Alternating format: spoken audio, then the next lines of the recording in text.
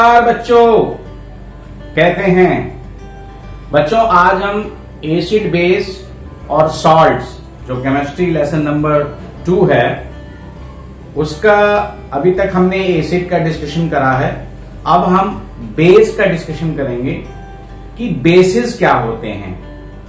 बच्चों इससे पहले मैं आपको एक रेफरेंस देना चाहूंगा कि अगर हम केमिस्ट्री में किसी भी सब्सटेंस की केमिकल नेचर की बात करें तो केमिकल नेचर 3 टाइप से होते हैं। या तो सब्सटेंस एसिडिक इन नेचर होंगी, या सब्सटेंस बेसिक इन नेचर होंगी, या होंगी न्यूट्रल।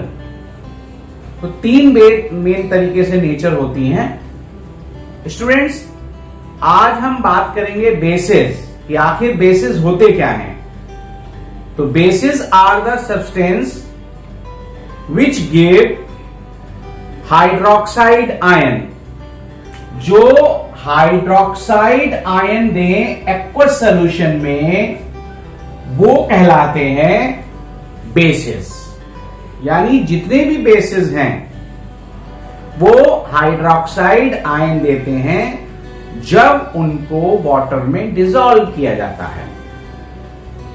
तो बेसिस की डेफिनेशन बिल्कुल क्लियर है कि bases are those substance which give hydroxide ion on dissolving in water. अब बेसिस की हम जनरल प्रॉपर्टीज के बारे में बात करते हैं।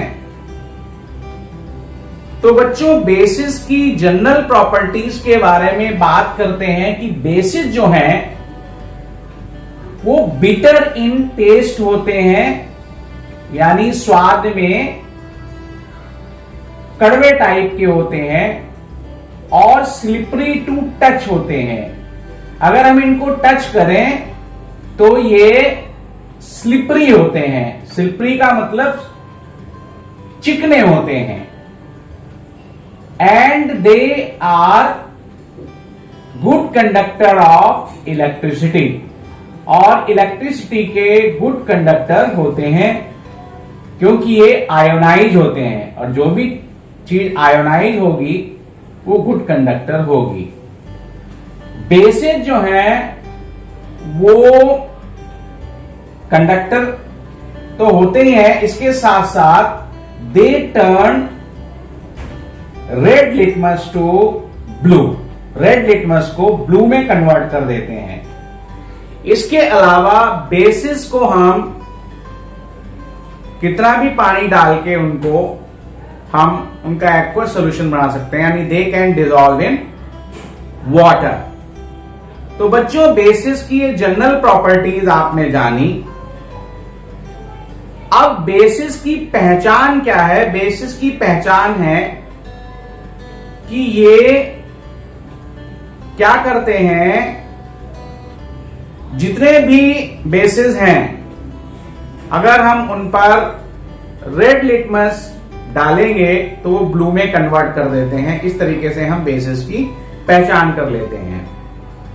अब बात आती है स्ट्रॉन्ग एसिड्स और वीक एसिड्स, वीक बेसिस की, स्ट्रॉन्ग बेसिस और वीक बेसिस की।